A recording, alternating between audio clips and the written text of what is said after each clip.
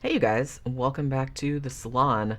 So, at long last, I'm finally returning to my exhaustive breakdown of each episode of the American thriller series from the early 1960s, which of course was hosted by the legend Boris Karloff. If you're new here, I've been covering these for just, periodically every now and then. I feel like it's been a while since I did the last one, but I don't remember when it was. So this time around, normally I would be doing like discussing 6 episodes on one video, but this time around I'm only doing 5 because there are only 5 episodes left in season 1 because it was an odd number. There was only 37 episodes. So I'm just going to do 5 this time around and just finish out season 1 because that seemed like a good place to stop. So the first one we're going to be talking about is actually episode 33. And this one is called The Terror in Teakwood. Now, I feel like just, there's not a huge amount of discussion, obviously, because this is a really old TV show, and I feel like it's a little bit more on the obscure side. Like, it's not as well known as, Twilight Zone or Outer Limits or even Night Gallery. But I feel like among people that are into this show, Terror in Teakwood is probably like one of the most discussed or one of the most like beloved ones. It's one that comes up a lot when people talk about their favorite episodes. And I mean, it's pretty easy to see why that is. This one has like a really creepy atmosphere. Like it has really beautiful shot compositions, has a cool score, which I don't usually notice, but I did notice in this one. Has like kind of an eerie story. And has really fantastic acting performances just like all around. So this actually was one of the standouts of the series for me. Matter of fact, speaking of actors, horror nerds like me will immediately recognize several of the main actors in this episode. You got Hazel Court, who obviously was in some Hammer films, and she was in a bunch of the Roger Corman Poe films as well, Premature Burial. She was in The Raven. She was in Mask of the Red Death, so, very well known to horror fans. You got Guy Rolfe, who was in Mr. Sardonicus, the William Castle movie, and was also in Stuart Gordon's Dolls, which came out in the late 80s or early 90s. I can't remember. Like, we reviewed it not too long ago. You also got Reggie Nalder, who, everybody probably knows was Barlow in Tobe Hooper's, adaptation of Salem's Lot from the 70s. And you also got Vladimir Sokolov, I guess is how you pronounce his last name, who I recognized immediately from his very small but very memorable role in I Was a Teenage Werewolf with Michael Landon. So The Terror in Teakwood was directed by Paul Heinried, who I think is probably better known for his acting roles. He was actually Victor Laszlo in Casablanca. And this was actually based on a story by Harold Lawler that was first in Weird Tales, like in March of 1947, that issue. Now, the story behind this one, it actually reminded me a lot of the 1924 silent film, The Hands of Orlac, which had Conrad Veidt in it. That was actually based on a book, which came out in 1924 by Maurice Renard. But it reminded me of it because this one also centers around like a brilliant pianist and kind of a pair of rogue appendages. Incidentally, The Hands of Orlac was also adapted again. Like the book was adapted again in 1960, and I'm pretty sure this time around it starred Christopher Lee. I've never seen it, but I kind of want to see it, but it seems like it's sort of hard to get hold of these days, which is kind of a shame. So anyway, back to the matter at hand. See what I did there? Okay. So at the beginning of the story, I'm sorry.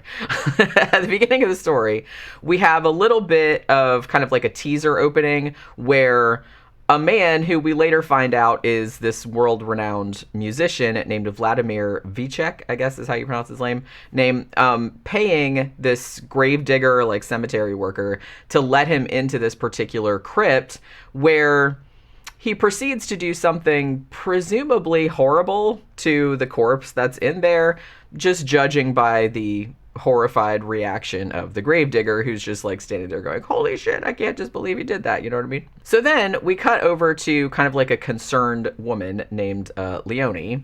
And she is asking her friend, who also happens to be like a former suitor, former lover, one of that kind of things. His name's Jerry. And she's asking him to help her figure out what the hell is going on with her husband, Vladimir, like the guy that was just in the crypt, because he seems to be like losing his ever-loving mind. So this is the backstory. Vladimir had this long time, intensely hateful rivalry with this other pianist who was also like world-renowned and brilliant, whose name was Karnowitz. And Karnowitz had like freakishly large hands, which actually like allowed him to play pieces that other musicians couldn't. Karnowitz recently has passed on to that great concert hall in the sky, and Vladimir is really like, he's all about it. He's just like gloating like a madman. He's like, yeah, that fucker's dead. You know what I mean? Like, not exactly, but you know, that kind of spirit anyway. But Karnowitz had one kind of final fuck you to his despised adversary. He actually composed this beautiful sonata. It's called like the Seventh Sonata, that only his big, massive hands could play. So this really pissed Vladimir off, and he's presumably going a little nuts, like trying to figure out how he's going to get like the upper hand. I'm sorry, I did it again. The upper hand on, his now dead rival. So his wife, Leonie, who's actually like worried about him, she enlists Jerry to become Vladimir's personal assistant, to kind of like keep an eye on him. But she doesn't tell Vladimir that Jerry and her used to be like a thing, you know what I mean? Because Vladimir is a little bit possessive, as you might imagine. So Vlad, not knowing that this is his wife's former boyfriend, he actually employs Jerry and immediately entrusts him with this very mysterious like teakwood box that he basically warns this has to be like kept within your sight at all times. Now Jerry later opens this box, and to be fair, Vladimir never told him that he couldn't do that, so it wasn't like that kind of thing. But he discovers to his horror that it contains a pair of severed hands. Now I'm going to note here that when Jerry later tells Leonie about this, he actually tells her that they're plaster casts of Karnowitz's hands, explaining to her that it's like, oh, your husband broke into Karnowitz's crypt in order to make casts off of his hands, like from his dead body. This doesn't really make any sense, though, for reasons which I'll get into in a bit, like I'll specify, because you need like a little bit more context. I'm not really sure if the producers of the show were trying to maybe like circumvent the censors by implying that they weren't really severed hands or leaving it ambiguous, but I'll get into that a little bit more in a minute. So the climax of the story occurs when Vladimir gives this big concert in which he insists that he's going to play Karnowitz's, infamous Seventh Sonata. And a bunch of people actually turn up, like it's a sellout crowd. And there's this one woman, she's like a kind of a minor character, and I can't remember what her name was, but she was like this journalist, I think, like a music journalist, and she fucking cannot stand Vladimir at all. And she wears this crazy feathered hat. It's a whole thing. And she can't fucking stand him. And she's like, half of the people here in the audience are just here to see his ass fail, because nobody can play that but Karnowitz, because he had the hands for it and he wrote it specifically for that. So all these people are like showing up to watch him like make a complete fool of himself. But to everybody's surprise, he actually plays it completely perfectly. And so he gets a big standing ovation at the end, and he's just sitting there being all smug like, that's right, I'm the man, you know what I mean? Leonie, though, who's watching from like a box, like in the audience, she notices blood dripping from her husband's wrists, which apparently nobody else really seems to notice. So yeah, it turns out that Vladimir absolutely did sever the big giant mitts of his sworn enemies, so he could essentially, I guess, kind of like use them as meat gloves, I guess is what I was picturing, in order to be able to play the sonata, which I'm not really sure like what the logistics of that would be, but okay. So I guess like this is why everybody was so appalled when they found out what he did. I mean, that's the thing. That's what I was saying earlier about when Jerry told Leonie that it's like, oh, it was plaster cast, like in the box. And I'm like, I don't think anybody would have been all that upset if he was just in there making plaster casts off a corpse. I mean, that's weird, sure, but it's not really that shocking in the great scheme of things. I mean, but straight up stealing body parts and wearing them, I mean, that's getting into like Ed Gein territory. So you can see how people would be upset by that and not so much by... So it must have been that he really did sever the hands. I mean, they did imply that. I don't know why they put that line in there. Like I said, I think they were trying to get around the censors or something like that. And the thing is, it's like even the gravedigger from the beginning, who's actually played by Reggie Nalder, he actually is blackmailing Vladimir to keep the information about like what he did in the crypt, like from getting out, because the gravedigger saw what he did, you know what I mean? So I kind of figure like if he just went in there and made casts off the hands, I don't think anybody would have really given much of a shit, you know what I mean? But, you know, grave desecration, like stealing body parts, that's a whole other kettle of worms, you know what I mean? So Vlad actually explains in a sort of like supervillain monologue, like while he's getting ready to like kill his, you know, Jerry and everything. He says that when he first started wearing Carnowitz's hands, the hands like fought back, you know what I mean? Like almost like Carnowitz's spirit like was still imbuing them with all of the hatred that he had for his rival, and he's like, man, I can't, this motherfucker is like wearing my hands, and he's just like beating himself in the face and shit. They didn't actually show that, but they actually kind of implied that the hands were like fucking with him and like trying to beat his ass and everything. But eventually Vladimir was able to kind of bend the hands to his will, I guess. And he even actually does plan to use them because, by the way, in case I didn't mention that, they can also like kind of crawl around on their own, you know, like thing. He's going to use them to kill his wife, like strangle his wife, who he actually believes is fooling around with Jerry. Now, I will note that, as I said, you know, they imply that Jerry and Leonie were former... I don't know if they implied they were former lovers or if they were just like, that was just like an old boyfriend. She wasn't like cheating or anything like that. And they leave it ambiguous this time around as to whether her and Jerry are actually fucking. You know what I mean? So you don't know if Vladimir is right or if he's just being paranoid or whatever. You know what I mean? But I mean, I guess it doesn't matter. But I'm just saying, Vladimir thinks that they're fucking around. Whether they are or not is immaterial, I guess. And so he's like planning to kill her over it. But of course, this is the early 1960s, and you just know that the bad guy isn't going to get away with these, you know, dirty deeds or whatever. So he ends up getting strangled by the very hands that he stole from the remains of his nemesis, because obviously the hands can move around by themselves. So as I mentioned, this was actually like a great episode. I think this might have shot up into, you know, my top 5 favorite episodes so far. You know, this story has been done before. Like I said, The Hands of Orlac was quite similar, and that's like from the 1920s. You know, and there were a lot of other kind of like rampaging body part type of stories like floating around back then. But I mean, it's the execution here that makes this really good. It's like really grim, it's really moody looking, and it just kind of like draws you in with these really great performances and this really spooky tone. So this was definitely a winner, and like I said, probably one of my favorite of the series so far. So the next episode, episode 34, is called The Prisoner in the Mirror. Now this one was slightly less awesome, but still worthwhile, like worth watching. So this was actually directed by Herschel Doherty, who did a bunch of these, and was written by Robert Arthur, who actually wrote like loads of creepy TV episodes. He did some Star Trek and stuff like that, and maybe some Twilight Zone.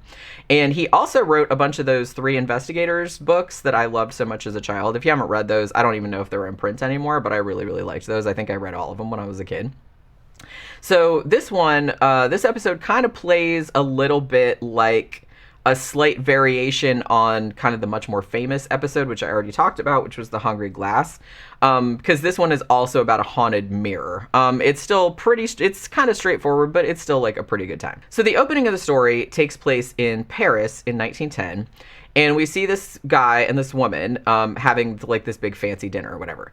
So the guy impresses his date with some kind of magic, like sleight of hand and stuff. He's kind of brings out a bird from underneath a napkin, and she's like, ooh, you know what I mean? Then brings out like this big fabulous diamond necklace, and she's all about it. She's like, oh, well, all right. So yeah, she's totally enchanted by this. But then the date takes a darker turn, which I'm sure a lot of us can relate to.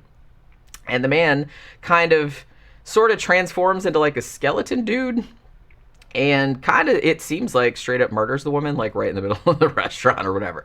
So then like later on, this poor guy is at home with his mom, and he's lamenting that he's innocent of the murder, but he'll never be able to prove it. So cops are closing in downstairs at his house, and the dude just like jumps out the window to his death, like commits suicide. So what on earth could be going on here, you might be asking yourself. Well, I'm about to tell you. So we then jump ahead to the present day. I mean, present to when the show came out. But we're still in Paris though. Now, Lloyd Bachner, the actor, he was in hundreds of TV shows, probably best known to horror fans, I feel like, for being in the Twilight Zone episode, To Serve Man, you know, one of the most famous episodes. He's playing here Professor Harry Langham, and he's writing a paper on a real dude, whose name is Alessandro Cagliostro. Now, Wikipedia lists him as an adventurer.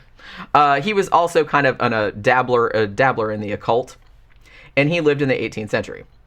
He actually also gets name-checked in the next episode, which I'm going to talk about as it happens. So, in this story, rumor has it that Cagliostro had, like, a magic mirror that he used in his spells, and Harry is, because he's studying the guy, he's really interested to find it, even though he doesn't actually believe in any of this black magic hooey. So Harry has a colleague whose name is Professor Thibault, I think is his name. And he warns Harry that Cagliostro was absolutely the real thing. He was really like an alchemist or magician or whatever, and that Harry should really kind of like just leave well enough alone because he doesn't know what he's getting into. So to try to prove to him the danger that he's in, to try to like dissuade him from going farther into it, Thibault actually takes Harry down to this crypt in Paris and shows him the coffin of this woman whose name is Yvette Dulane. And she apparently fell under Cagliostro's spell, like back in the day, and died in 1780, but her body still looks fantastic. Like she's kind of still alive and just like sleeping, you know what I mean? Now, Harry is weirdly, and quite obviously, attracted to this dead-ish woman. And even though he now is starting to believe that maybe there is something to this occult business after all, seeing Yvette just actually makes him more determined to continue his research because he's like, ooh, I need to see some more of that. You know what I mean? It's like, it's a little bit weird. So he does eventually track down this mirror. It used to belong to the guy from the 1910 opener, the one that jumped out the window, like that murdered the woman in the restaurant. And that guy actually like painted the glass over, like with black paint. So the antique dealer, where the shop is, tells Harry, well, you can scrape away some of the paint just to prove that the glass is still good under there. It's still a beautiful mirror. And during the course of scraping this paint off of some of the glass, Harry actually catches a glimpse of Yvette in the mirror. And she seems like she's looking at him and clearly trying to, like, communicate with him. So now he really knows that he wants this thing because he's like, oh, wow, like hot chick in the mirror, nice. So he just spends like this absurd amount of money buying it and then having it shipped back to his house in the US.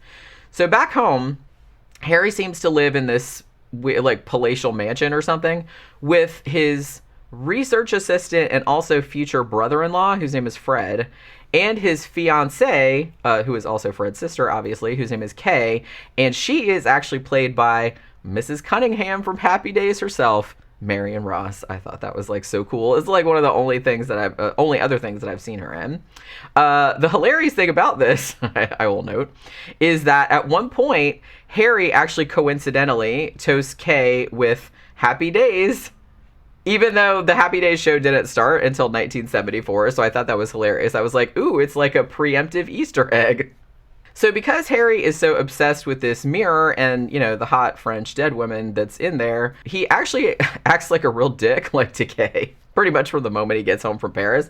He just blows her off and, like, shuts himself up in his room, like, not telling her what's going on or anything like that. And he's just, like, sitting there mooning at the glass, you know what I mean? Like, waiting for something to happen in it. And for a long time, nothing does. He's just, like, sitting there in the room and he's like, what the fuck? Like, no, I thought there was a girl in the mirror. Where'd she go? But then eventually Harry sees Yvette, like, appear in the mirror, like, lighting some candles and stuff.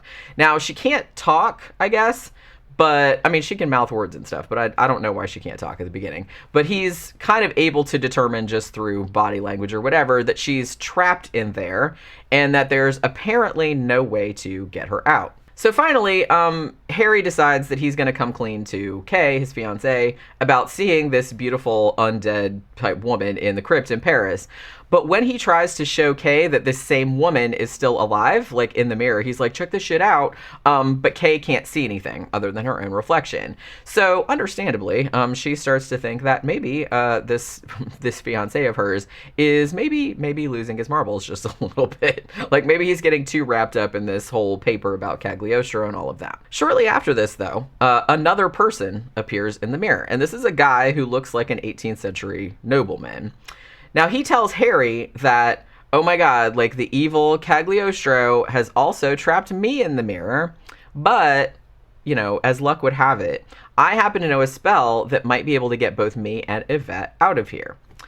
Now, Harry, besotted moron that he is, agrees that he's going to go along with his scheme without even ever really asking what it is. I mean, he's just like, oh, okay, bro, let's do it. And it, you know, it will surprise no one to know that it entails him having to go through to the other side of the mirror, which, you know, for reasons that he stupidly fails to question.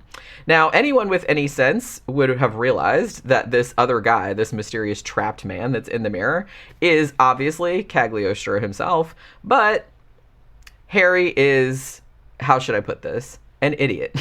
That's how I'll put it.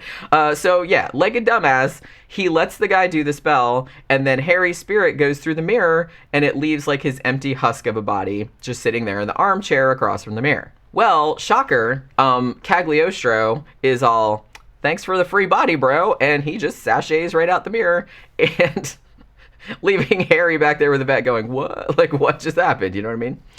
So yeah, so Cagliostro basically starts wearing Harry's body like a cheap suit from Men's Warehouse.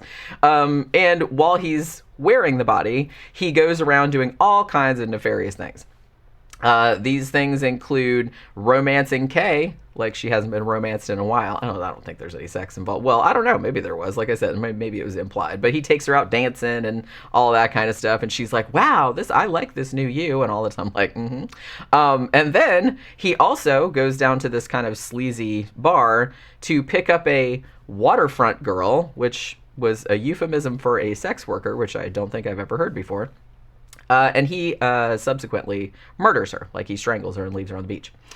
So we discover, as the story goes on, this has actually been Cagliostro's MO, like, for a couple of centuries, because he's big into, I'm going to go out and, like, experience life, which in his case means I'm going to go, like, fucking rape and murder a bunch of people, you know what I mean? Because some people are just dicks like that.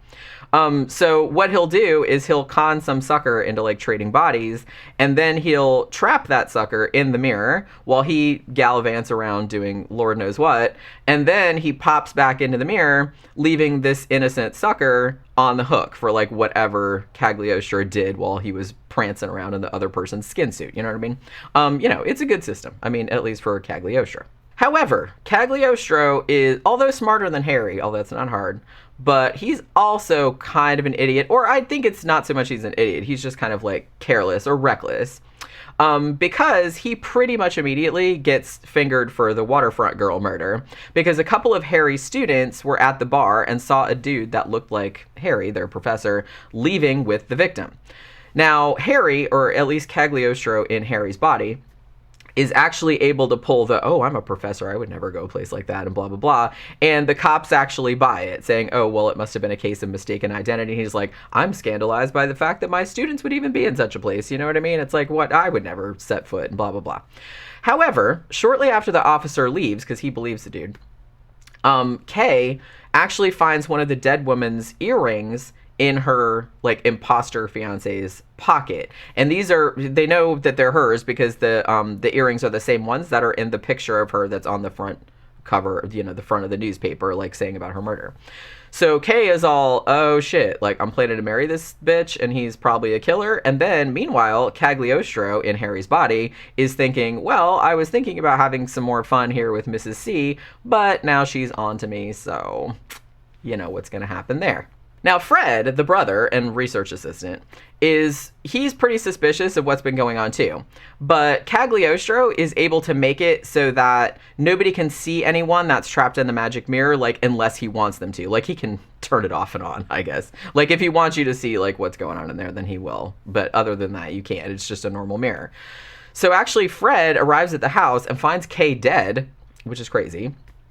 And then him and Harry like engage in some fisticuffs, and then it kind of results in like the mirror breaking. Like he throws Harry slash Cagliostro like into the mirror and like breaks it, even though Yvette told Harry earlier that the mirror was unbreakable because it was protected by magic. So I guess that doesn't entail like actually slinging Cagliostro into the mirror. Like maybe that kind of broke. I don't really know. I'm thinking about it too much probably. So yeah, so the mirror breaks. Now, this episode actually had kind of a downbeat, ambiguous ending, which, like I said, some of them did, but I feel like that wasn't real common, like, in TV of this era.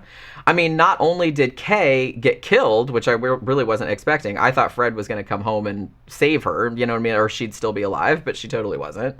But we're also led to assume that, you know, Harry and Yvette were still in the mirror, like, when it broke, so I'm imagining that now they're trapped in the mirror universe like indefinitely, or they're dead now because the portal is broken or whatever. I mean, yeah, Cagliostro dies too because he was like outside the mirror and he like confessed who he was and everything like that. But it really doesn't seem like, you know, it just kind of seems like small consolation. So, I mean, poor Fred is the only one left alive pretty much. And he's just kind of there having to pick up the pieces, I guess, like literally and metaphorically. So this was actually like a pretty decent, like middle of the road episode. You know what I mean? Henry Daniel, like the guy that plays Cagliostro, he's great. You know, he's real dastardly and I'm into it. And actually the parts where Lloyd Bachner, the actor, like as Harry, has to act like Cagliostro is in his body are really well acted. Like you can tell that that's like a different person, like in the same body. You know what I mean? Like I said, it's also great seeing Marion Ross in something other than Happy Days. I think this is the only other thing that I've seen her in, even though she was in a bunch of other stuff. She's just delightful and super cute here. You know, the story is fairly predictable, and I feel like the ending was a little bit frustrating because it left a lot of unanswered questions like, hey, what happened to Harry and what happened to Yvette? Like, it just seemed like it left it hanging. But, you know, overall, this was like a pretty solid watch as well. So the next episode 35, was called Dark Legacy, and I feel like this one was maybe a little bit less successful. This one was directed by John Brom and written by John Tomerlin. I mean, this one was also entertaining, like, don't get me wrong, but some of the acting performances in this one were a little bit over the top for my taste, and it was pretty easy to tell where the story was going to go, like, after the first few minutes. So at the beginning, we meet this kind of, like, wild-haired magician who has this real sweet black robe, like, that's all festooned with occult symbols and whatnot. So this guy's name is Radon Asperos. Radon, I think is how you pronounce his name. Radon Asperos. Now, this guy is played by Harry Towns, like in crazy makeup and like an old man wig and stuff. He also plays the lead role of Mario, who like, but looking like his normal self, you know what I mean? So Radon at the beginning, he tells his, you know, faithful butler, manservant, whatever, that, oh, it's time, you know what I mean? So he just says bye to the old man. It's like, hey, you know, keep on trucking or whatever. And then he ducks behind these astrological curtains that he has that are actually pretty cool. And he does an invocation to Astaroth, you know, as one does. And then he climbs into the coffin that he had all ready and waiting back there, which I thought was nice. He just climbs in there and closes the lid. I was like, always nice to be prepared, isn't it? So then we start to follow Radon's nephew, Mario, who, like I said, is played by the same actor, just looking regular instead of like a crazy old magician. So Mario is actually a failing stage magician. So along with his wife, whose name is, who's also his assistant, her name is Monica, and she's played by an actress named Ilka Windisch, and man, she is like chewing some scenery, like a kaiju devouring Tokyo, man. It's like, we'll get into that in a little bit. Yeah, so he's actually like in danger of being canned, like from the club where he's doing his act, unless he comes up with some better material, because everyone's just kind of like, you suck, you know what I mean? Now, fortuitously, Mario hears about his uncle's death, you know, the crazy old magician, and he goes to the reading of the will. Now, the will, very mysteriously, stipulates that a certain valuable book of Radon's will go to whoever is supposed to have it, but it doesn't really have any further explanation than that. So all of the other kind of grasping relatives are really pissed off at like how vague this wording is, and it's like the fact that they didn't get as much cash as they wanted, like out of the old codger. But Mario is just like, whatever, he doesn't really care. He seems like he's more worried about his, you know, flagging career than he is like some nebulous inheritance, which he may or may not get. While he's at the reading, though, Monica is home alone during this horrible thunderstorm, and the power in their house goes out.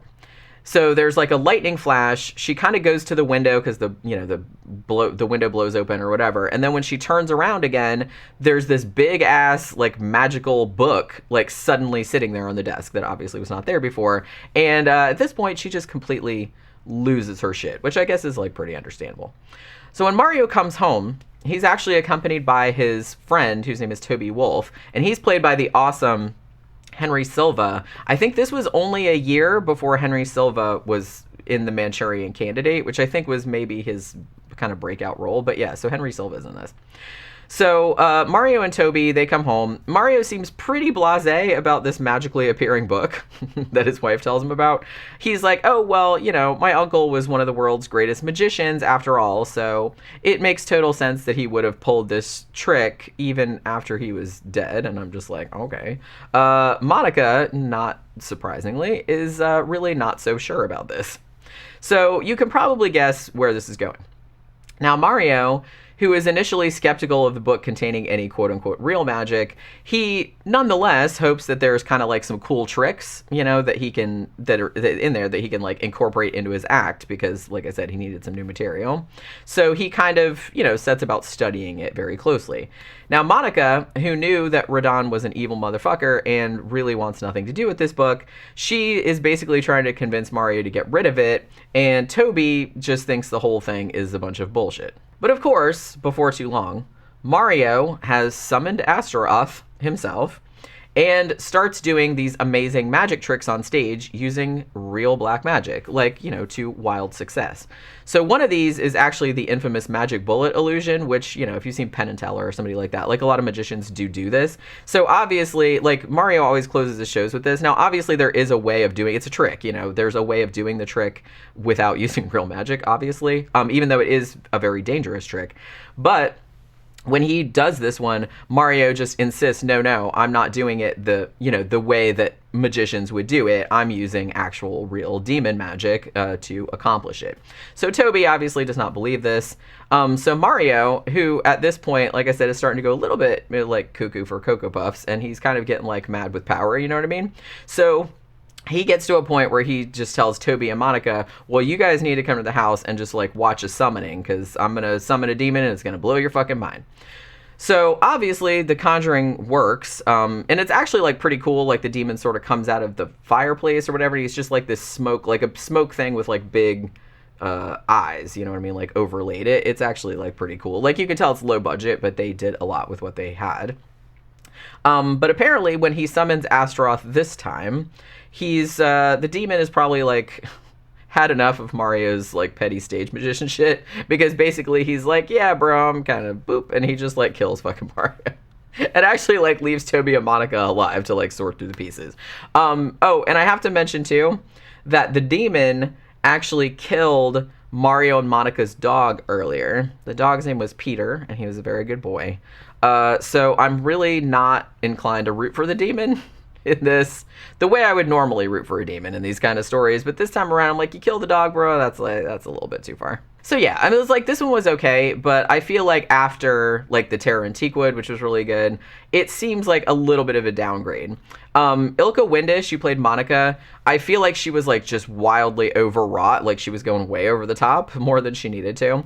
And so I feel like her performance was so hammy that it kind of like sent some of the scenes off kilter, because I was like, whoa, like dial it back a little bit. And I'm gonna say, like, Harry Towns, when he played his uncle, you know, like with the crazy hair and makeup and everything, he was also kind of like a total ham bone, but because that was just like a brief role, and he was a lot more restrained, like in the main role as Mario, that one kind of wasn't as noticeable because it all kind of worked out. Also, I feel like I mean, maybe this is just my perception, but it really did seem like there were some long stretches of this episode which were just Mario like poring over his uncle's book, like looking for interesting shit. And I was just kind of like, oh my God, will you please just like summon the demon already so we can like get the show on the road, you know what I mean? So it seemed like a little bit slow, or like there was some padding in there, but like I said, that might just be my perception. So yeah, I mean, this was an enjoyable episode all around, but I feel like this was kind of one of the more forgettable ones. So episode 36, Pigeons from Hell. This is actually notable as I believe, the first filmed adaptation of a short story by Robert E. Howard, who, of course, most famous for writing the Conan books. He wrote this story, Pigeons from Hell, in 1934, and I believe it was published in Weird Tales maybe in 1938. I know it was like posthumously. So Pigeons from Hell is usually cited as one of the best episodes of Thriller. Which I can totally understand. It's very eerie. It's very atmospheric. I will say the backstory, I found it a little bit convoluted and at the same time inadequately explained, if that makes any sense. But it's still pretty great, like, overall. So we're following two brothers on some unspecified road trip into the swamps of the Deep South. I think it's supposed to be Louisiana, but I don't remember if they ever specify. So their names are Timothy and Johnny.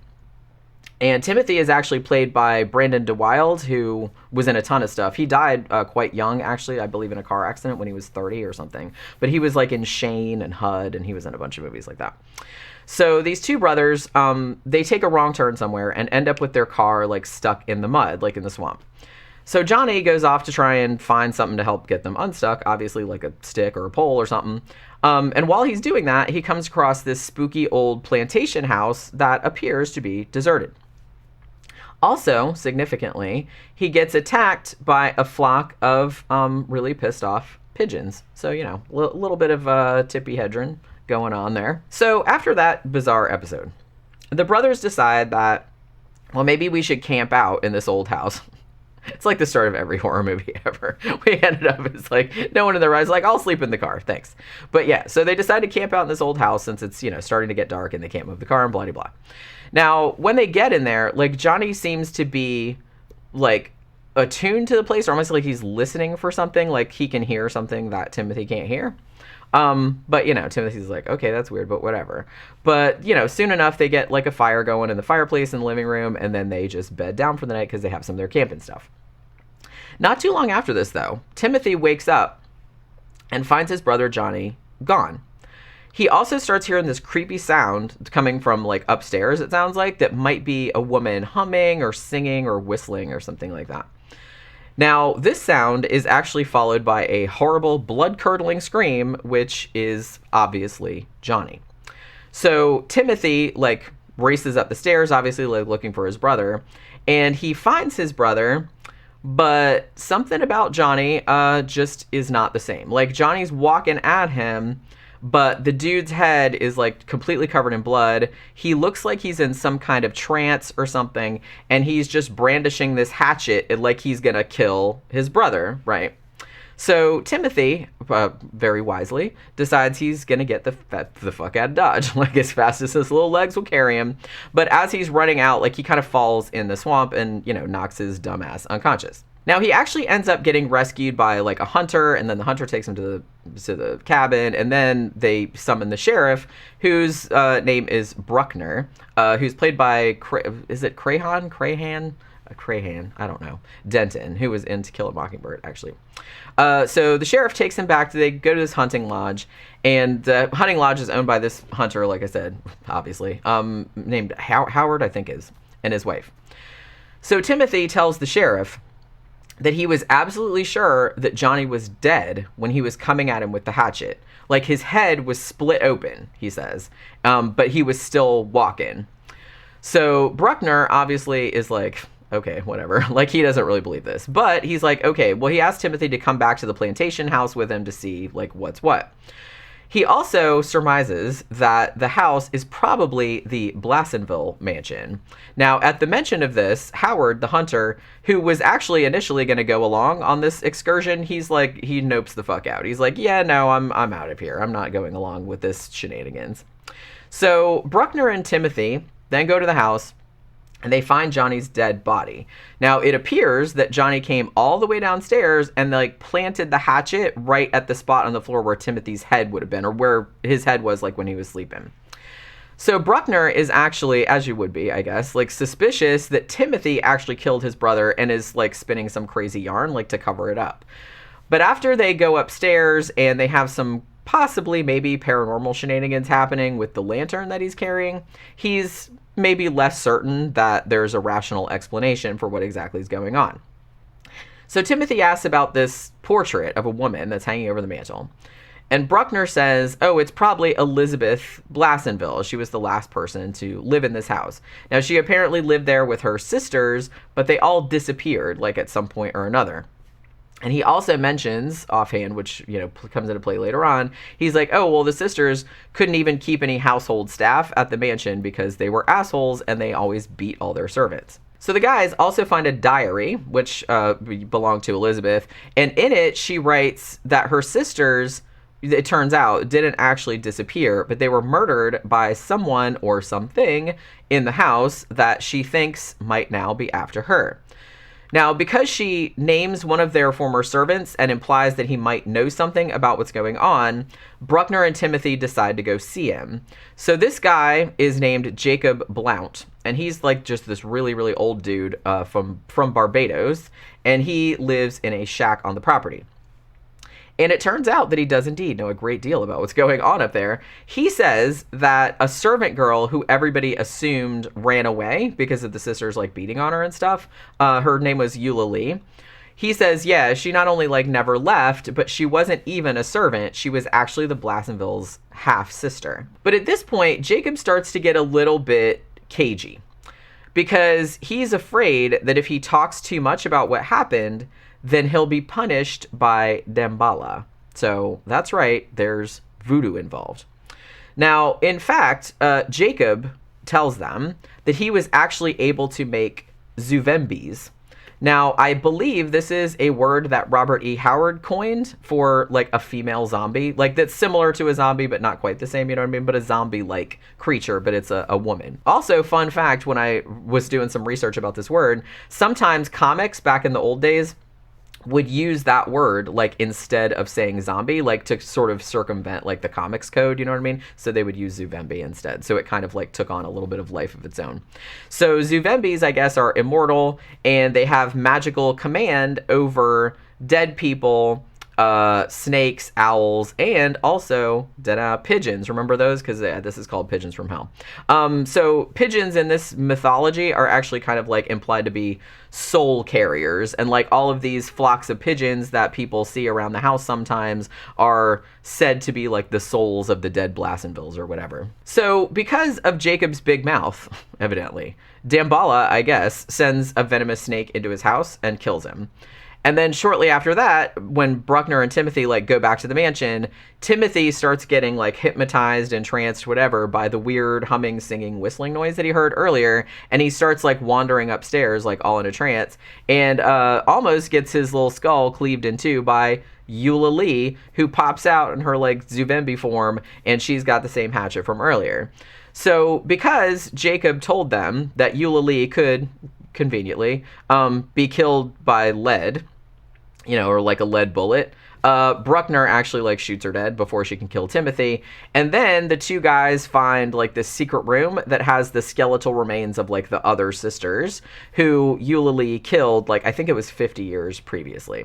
Now, I don't think it was actually specified exactly why Eula Lee like asked to be made, because she went to Jacob and asked to be made a Zuvembi. So she could essentially like kill her half sisters and then just end up living in this dusty old mansion like alone for a half century, which that doesn't really seem like a win, but okay. I mean, I guess it was because they beat her. Although it occurred to me that also maybe she was jealous because she was only a half sister and so maybe wasn't privy to some of the same inheritance that they would get or something like that. But I will note that the original Robert E. Howard story, which I did read, doesn't actually have this twist. And in fact, in the story, the Zuvembi wasn't even their sister, like half or otherwise. She was actually turned out to be their aunt Celia. Like the story is like pretty similar, but there were like some significant differences. And like, for example, like in this story, the two guys are brothers, whereas in the original story, they're not. They're just like college buddies or whatever. But yeah, so I don't know, maybe I'm thinking too much about like what her motivations were. Like I said, I guess like them beating her and being shitty to her was enough of a incentive, but whatever it was, I mean, she was clearly pissed off enough about something, like to go and live forever like as a scary old battle axe who haunts the halls of her ancestral home and hacking up whoever like crosses her path, you know what I mean? I mean, who knows, maybe that's its own reward. So I'm not going to go so far as to say that this was my favorite episode, but it was definitely one of the better ones. And even though there were some, sort of significant changes from the original story, which you can actually read for free, I found it online. It's stuck close enough for purists, I reckon.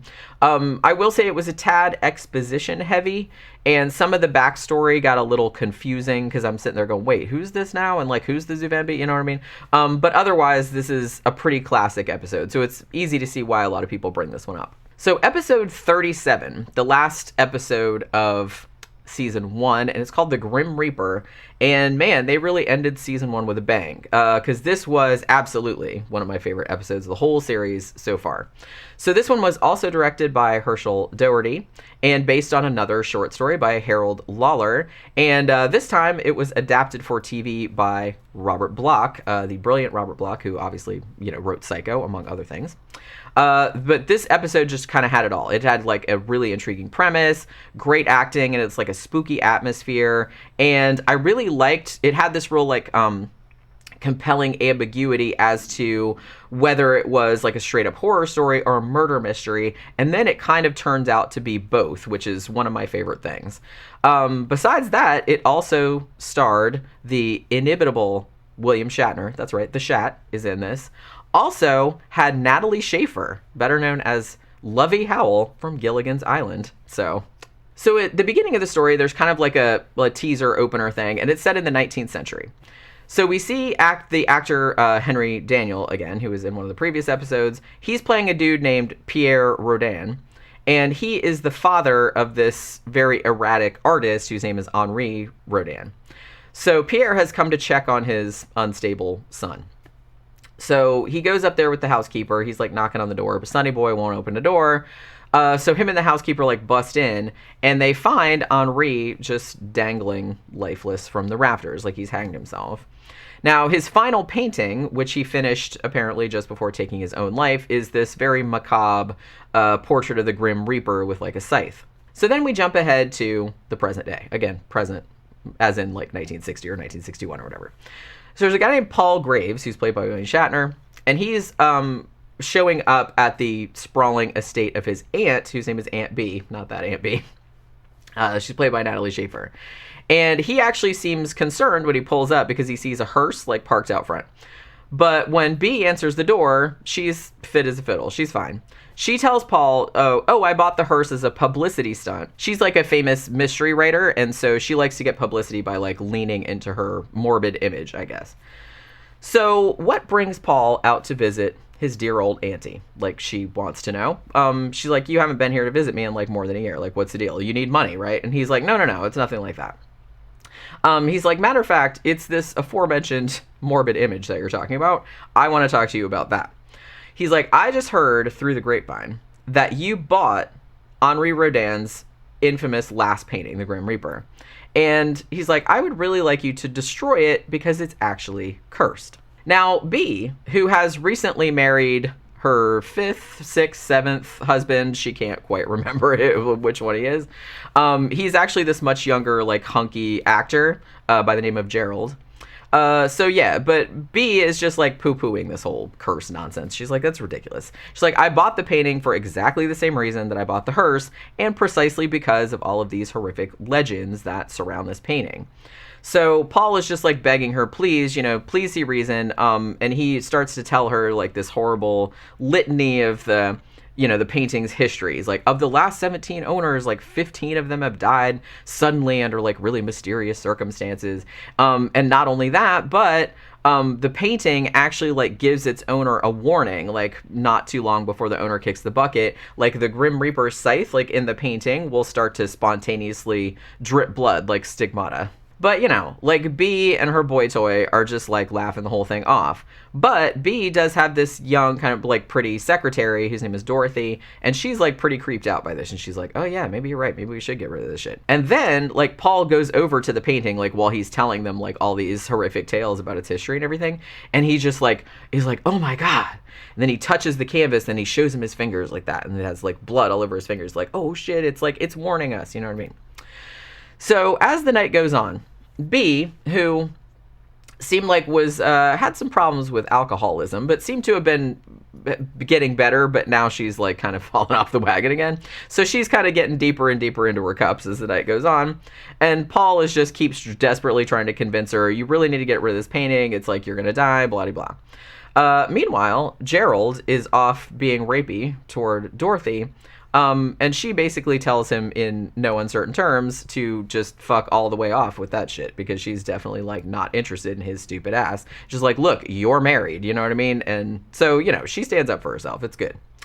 Now, B, you know, on the other side of that, drunkenly tells Paul that, you know, I don't particularly care if I die or get sent to a sanitarium or whatever, because that'll mean like Gerald and Dorothy can have the house to themselves to, you know, do whatever it is that their hearts and genitals desire, I guess. Although clearly Dorothy is not on board with this, so. But B knows that Gerald is kind of like trying to fuck around, you know what I mean? And she's getting a little poor me about it. But like I said, it's understandable, like, why she's poor me about it. So, I mean, Paul eventually just gives up, like, trying to reason with his aunt, who's completely schnackered. And he just trundles off to bed, leaving B alone with her booze and her bitterness, I guess. In the middle of the night, though, as you're probably expecting, Paul gets woken up by Dorothy and Gerald, and then the three of them, because they're like, oh my god, I heard a noise, and then the three of them, like, approach the staircase, and they see B's just dead, broken body, like, at the bottom of the stairs. Presumably, she, you know, stumbled down the stairs, because she was super, super drunk. I mean, that's true. But, you know, it's just a terrible accident, certainly. I mean, it's not like the painting had anything to do with it, right? Of course not. So the cops actually come and determine that B's death was indeed most likely an accident. And I gotta say, like, before the poor woman's body is even cold, like, Gerald calls up her attorney and, like, invites him over to the house. Oh yeah, we need to read the will, like, toot sweet, you know what I mean? So B, of course, left every cent to Gerald. And it was all very legal and above board. It wasn't a thing where, like, oh, the will was changed or anything like that. The lawyer says, oh yeah, she changed it, like, a week or two after their honeymoon. And, you know, no one's fucked with it since then. Now, not long after the will is read, Dorothy decides she's going to get the fuck out of here. And she says to Paul, you should probably leave too, because Gerald is just not to be trusted. And she's like, and I'm pretty sure that he probably pushed B down the stairs himself so he could get her money. Now, Paul says, well, I'm just going to stay over the weekend to, like, kind of wrap some things up here, but I promise I'll leave right afterward. It'll be fine. So that night, Paul is up late in the study, and he's just, like, typing something or whatever. And then Gerald comes in, and he complains, oh, you know, I haven't really been able to sleep since B died, because I guess if, like, a few days have gone by.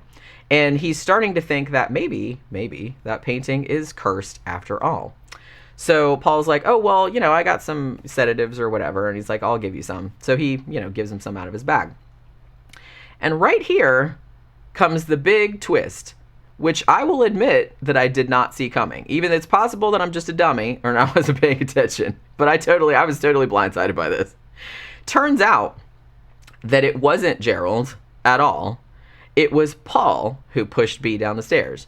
He actually had used the purchase of the painting as an excuse to come see her. And then he kind of, like, played up the artwork's cursed history, you know, just laying it on real thick and, like, trying to spook everybody. And then he even tricked them into thinking that the painting was bleeding by, like, pretty much, like, just surreptitiously, like, putting red paint on his fingers, I'm assuming, and then going like, oh my god, the painting's bleeding, you know what I mean? So he had, like, set this whole thing up. Now, Gerald is kind of confused at first. He's like, why would you kill B? Because you're not even in the will. Like, you knew you weren't going to get any of the inheritance because you left everything to me. So why would you murder her?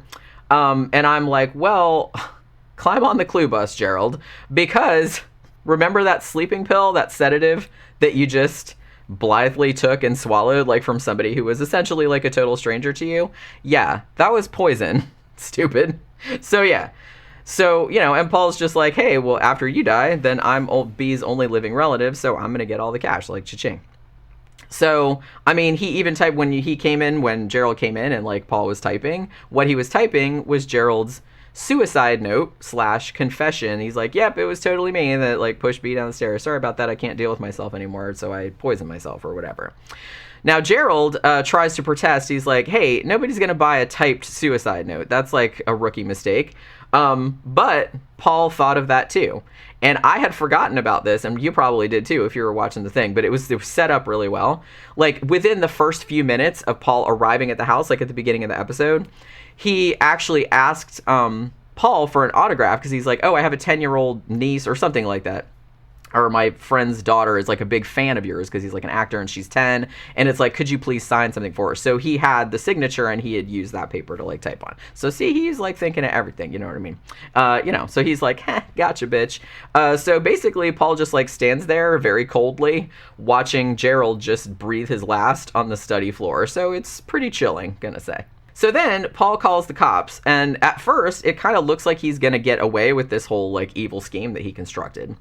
But then Dorothy actually returns to the house like after she hears about Gerald's death, and she's like, what the fuck is going on over there? Like he committed suicide or whatever. So she comes back and she's like doubly worried about Paul now because it's kind of implied that she's starting to maybe like develop feelings for him. So she's worried, so she came back. Now, during the course of the conversation that she has with Paul, though, she actually figures out that it was actually Paul who killed B. And she's like, oh shit, like what am I, like now he's probably going to kill me too because I'm onto him, right? But she very cleverly like escapes Paul's clutches by telling him, because she's facing the painting and his back is to it, and she's basically like, oh my god, the arm on the Grim Reaper moved, holy shit. And he's just like, what? So it's like a fake out, but you know what I mean?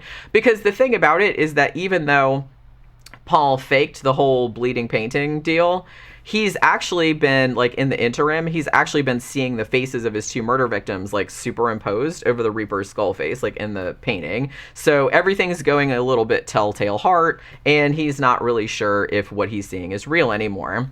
So, anyway, like, up to this point, I feel like the story could be read just as a straightforward crime narrative. I mean, the creepy sightings in the painting, that can just be like a product of Paul's guilty imagination, right? Like he could just be seeing shit because nobody else sees the shit but him.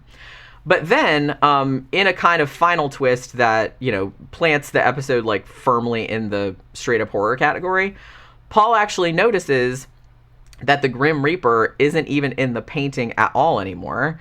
And he just like starts seeing this real menacing like shadow on the wall and hearing this really creepy noise, like a scythe going like whoosh, whoosh, whoosh, like that. Like he hears that coming at him.